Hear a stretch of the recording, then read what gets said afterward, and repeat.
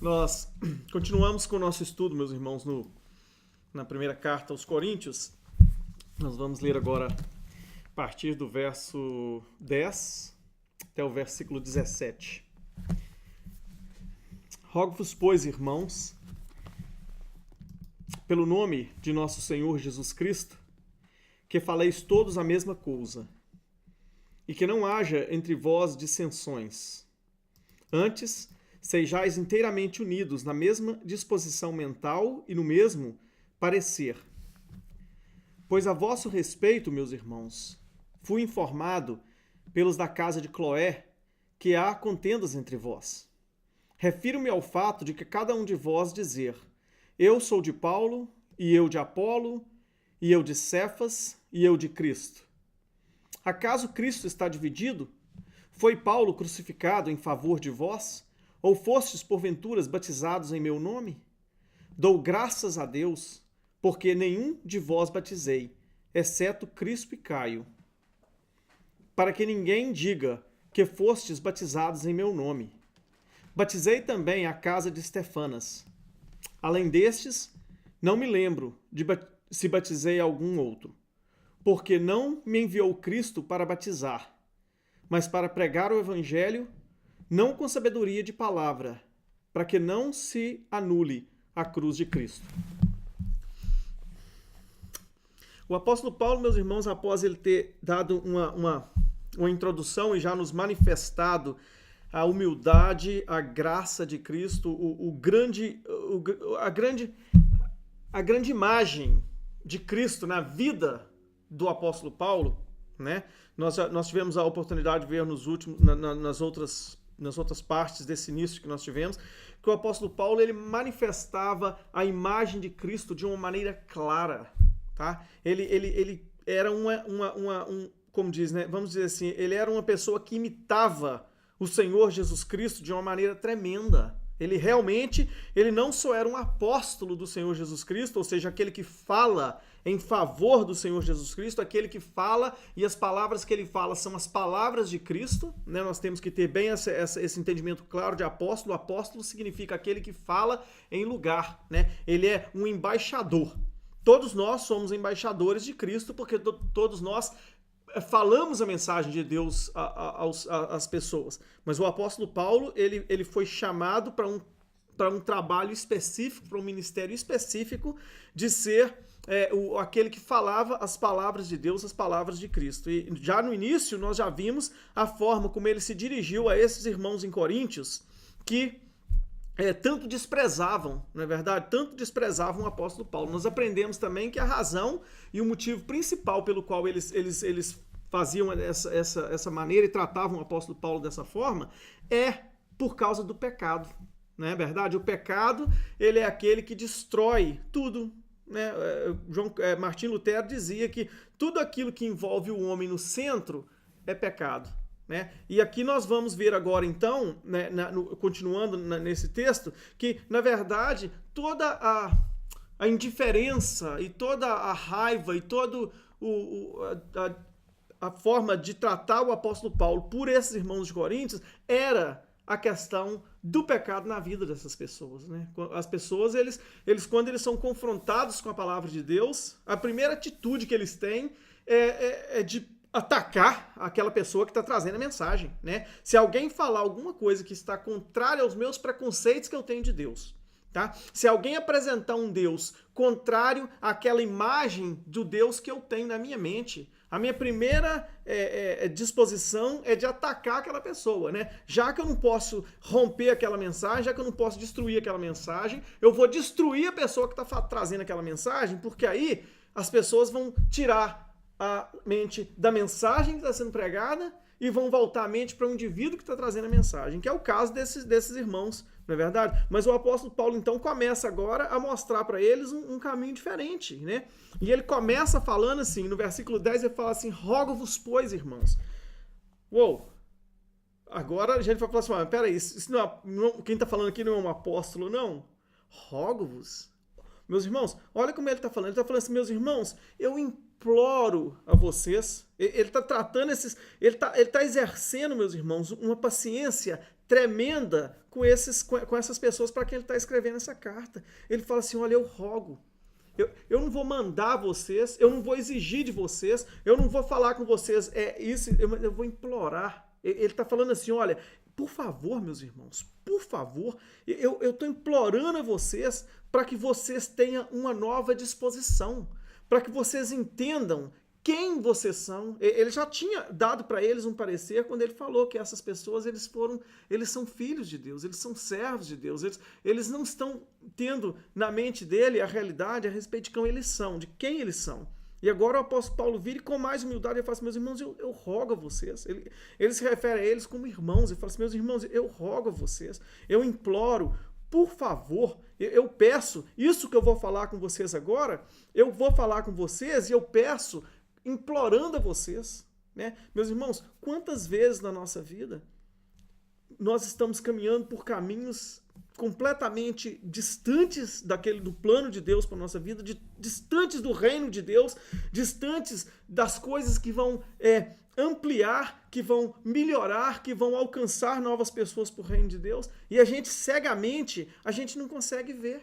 Né? Muitas vezes as nossas atitudes elas estão impedindo, elas estão servindo de pedra de tropeço às pessoas, elas estão causando tropeço, estão causando escândalos no reino de Deus, e nós não enxergamos que aquilo que nós estamos fazendo está sendo prejudicial para o reino de Deus, está sendo coisas assim que estão trazendo mais distúrbio ao reino de Deus do que benefícios ao reino de Deus. Né? Nós vemos muito hoje em dia, e não é muito difícil de ver, pessoas que estão trazendo uma devastação, trazendo a destruição completa ao reino de Deus, construindo para si próprios reinos, e não estão vendo que as atitudes que eles têm vão trazer consequências dramáticas, vão trazer consequências tremendas e terríveis, e consequências que vão prejudicar o reino de Deus de uma maneira que nem eles mesmos têm ideia. Nós vemos a história do norte da Inglaterra, que nos anos de 700 aconteceu um grande avivamento, e hoje qualquer pessoa que chega no norte dos Estados Unidos, lugar que eles chamam de Nova Inglaterra, eles só veem devastação naquilo que se refere ao evangelho. Não é verdade? As igrejas minguadas, umas igrejas fracas, as pessoas não têm temor de Deus, as pessoas olham, eles têm diversos deuses, eles confiam em diversos deuses, mas eles nunca adoram o Deus verdadeiro e não reconhecem, e muito menos agradecem ao Deus verdadeiro. Né? Por isso, nós podemos perceber que o juízo de Deus já começa a entrar, o juízo de Deus já começa a ser derramado, né, sobre as igrejas, e a partir daí, ele vai partir para ao mundo. Na verdade, o reino de Deus, o juízo de Deus começa a entrar pelos de casa. Quando as igrejas começam a ser cegadas, quando as igrejas começam a ser desviadas do caminho de Deus, logo em seguida o juízo de Deus cai sobre as nações e, dependendo da posição do mundo, o que nós vamos estar falando numa próxima série de estudo que nós vamos estar falando, que nós vamos estar fazendo a respeito da volta de Cristo, tá? Os irmãos estejam atentos, que em breve nós vamos ter vídeos aí no YouTube a respeito desse detalhe. Fiquem atentos para vocês verem. Mas o que eu estou voltando aqui ao assunto de Coríntios, então o apóstolo Paulo diz assim, eu rogo-vos, irmãos, eu peço vocês. E o apóstolo Paulo fala assim, mas eu não peço, não é pelo meu nome, não. Eu não peço pelo meu nome. O que eu vou pedir a vocês, eu peço, é pelo nome do Senhor Jesus Cristo. O apóstolo Paulo, dessa vez, ele apela para esses irmãos de Coríntios de uma forma assim, olha, o que eu estou pedindo a vocês, eu peço, pelo nome do Senhor Jesus Cristo. Meus amados, não existe outro nome. Não existe outro nome no mundo pelo qual tem mais valor do que o nome do Senhor Jesus Cristo. Até mesmo aquelas pessoas que rejeitam a divindade do Senhor Jesus Cristo. Né? Nós podemos dizer até aquelas pessoas que acham que Jesus Cristo é simplesmente um indivíduo qualquer. Aqueles que não reconhecem Ele como Deus no momento presente, porque todo mundo vai reconhecer Cristo como Deus um dia. Né? Até aqueles que não reconhecem Ele como Deus no presente, eles não têm nada de ruim para falar do Senhor Jesus Cristo. Né? Nós vemos aí que o povo lá de Hollywood, eles tentam sujar o nome de Cristo de todo lado, mas de todo lado que eles jogam coisa suja para sujar o nome de Cristo, nada ataca, nada afeta, porque Cristo, ele é perfeito. Ele obedeceu à lei de Deus completamente, e além do mais, a vida dele foi uma vida que foi dedicada ao próximo.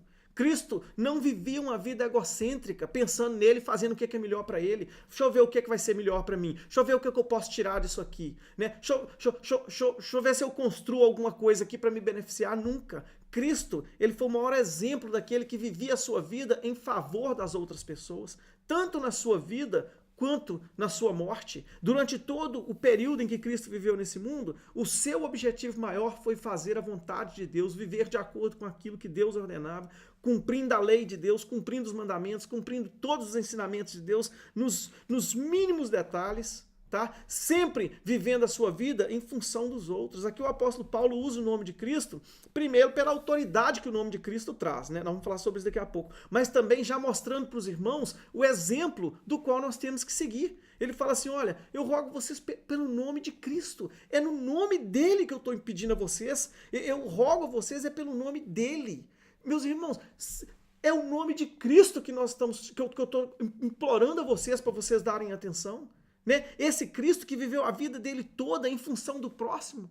E vocês agora estão fazendo completamente o oposto do que Cristo fez, dizendo que são discípulos de Cristo. Usando o nome de Cristo, porém não vivendo como Cristo viveu.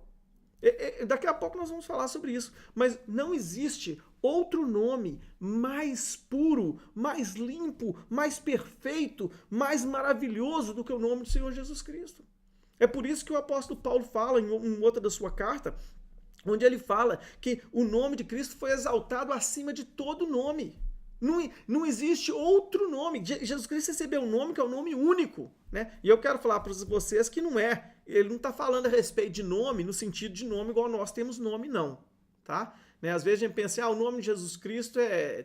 Né? Tem pessoa que fala que o nome de Jesus Cristo tem até um outro nome, eles pegam um nome judeu lá e colocam o nome judeu, como se no nome tivesse algum valor, algum misticismo. Né? Se eu falar o nome Jesus Cristo, eu estou falando errado, eu tenho que usar o nome que Jesus Cristo tinha mesmo, como se... Não é isso que o apóstolo Paulo está falando. Ele não está falando no nome de Cristo por causa do nome, ele está falando na autoridade, no peso que carrega o nome de Cristo. Tá? Na importância que existe na pessoa de Cristo. Quando ele fala o nome de Cristo, ou que Cristo recebeu o nome que está acima de todo nome, ele não quis dizer assim, a partir de agora, todo mundo que chamar Jesus, ou Jesus, né? Ou Jesus, como for lá no mexicano, né? Agora, toda pessoa que tiver esse nome tem um nome superior a todo mundo. Não, ele está falando que o nome de Jesus Cristo é a autoridade, é tudo aquilo que compassa, tudo aquilo que se refere à pessoa do Senhor Jesus Cristo é o nome de Cristo, né? Cristo tem diversos nomes. Por exemplo, Isaías fala que o nome dele é maravilhoso, conselheiro, pai da eternidade, príncipe da paz, Deus nosso, Emanuel. Então, Cristo tem diversos nomes e cada uma dessas coisas, desses nomes, desses títulos que se refere ao nome de Cristo, é o nome de Cristo, tá? Por quê? Porque ele está falando assim, olha, eu imploro a vocês pelo nome do Senhor Jesus Cristo. Um exemplo que a gente pode dar que não chega nem perto do que o apóstolo Paulo está fazendo, tá? É o seguinte, quando a gente tem criança, dois filhos estão brigando, os dois meninos estão brigando. Um quer brincar com o brinquedo e o outro está brincando com o brinquedo. Aí o que ele faz? Ele vai lá no pai dele e fala assim, pai, o meu fulano de tal, meu irmão, não quer deixar eu brincar com o brinquedo. Ele tá brincando com esse brinquedo já tem muito tempo e eu tô querendo brincar, mas ele não deixa. Aí o pai tá ocupado ali, ele fala assim, vai lá e fala com o fulano pra te entregar esse brinquedo. Aí o irmão chega pro outro irmão e fala assim, o pai me mandou você entregar esse brinquedo. O pai falou comigo que é pra você entregar esse brinquedo. Aí o outro irmão, mesmo que ele não queira entregar, mas ele fala assim, agora... Quem mandou o brinquedo, quem mandou passar o brinquedo para ele foi o pai. Então, a autoridade do meu pai está atrás do que aquilo que ele falou. O apóstolo Paulo está fazendo o mesmo. Porém, é claro que de uma maneira muito superior a esse exemplo que eu dei, porque não tem como dar um exemplo, ele está falando o seguinte, olha, eu estou carregando a autoridade de Cristo. Eu estou vindo até vocês em nome dele, na autoridade dele, na ordem dele, no comando dele.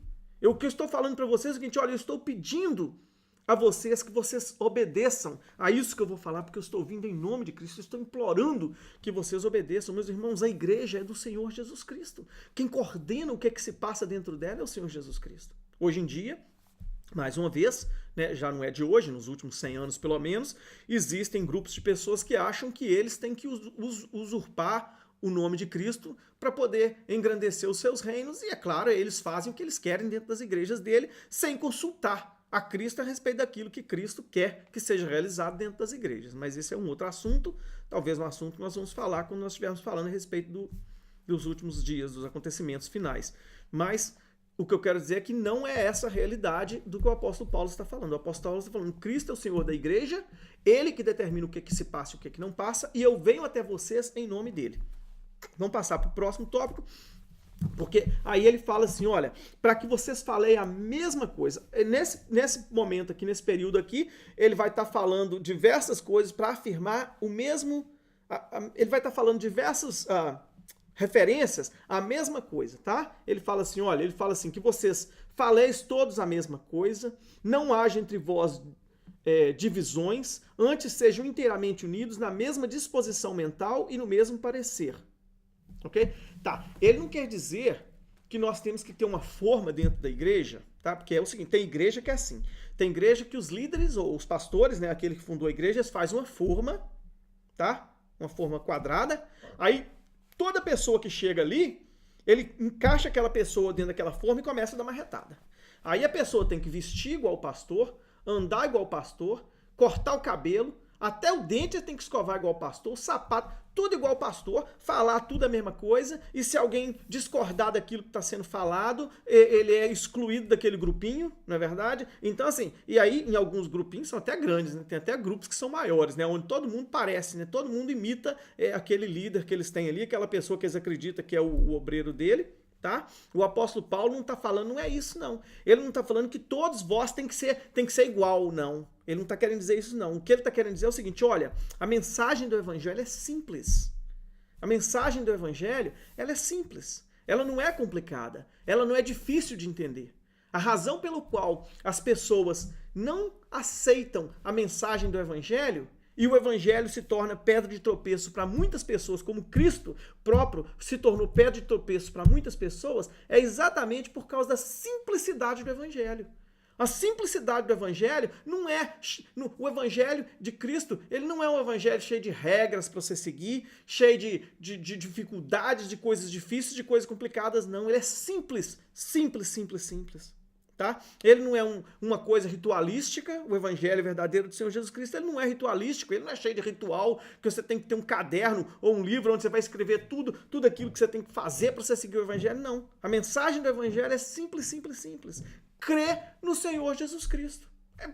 Sempre foi. A mensagem do evangelho, desde a queda do homem no paraíso até o último livro da Bíblia, a mensagem é a mesma. Crê naquele que vai ser enviado e agora crê naquele que foi enviado.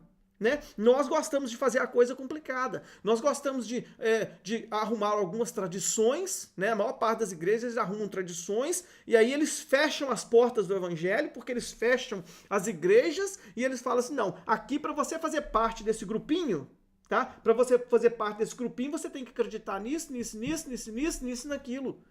Tá? E aí o que eles fazem? Eles fazem igual os fariseus nos dias de Jesus Cristo. Os fariseus dos dias de Cristo, Jesus Cristo falou assim, olha, vocês são tão hipócritas, vocês fecham a porta do reino, vocês não entram e não deixam ninguém entrar. Vocês próprios não entram e vocês não deixam ninguém entrar. E o que acontece hoje é a mesma coisa. Por causa da mensagem do evangelho ser tão simples, ela se torna pedra de tropeço para muitas pessoas, para quase todas as pessoas. Nós podemos dizer...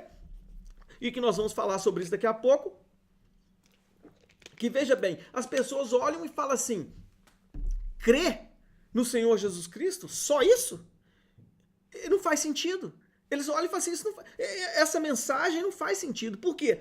Porque não faz sentido. Crer numa pessoa que morreu na cruz há 2000 anos atrás, um João Ninguém, uma pessoa que viveu a maior parte dos dias dele num lugar, numa cidadezinha desconhecida, numa cidadezinha que ninguém nem sabe, praticamente, nem tem no mapa, de tão pequena que ela é, né? Vamos falar assim, a única razão pela qual ela aparece no mapa hoje em dia é porque Jesus Cristo nasceu lá, tá?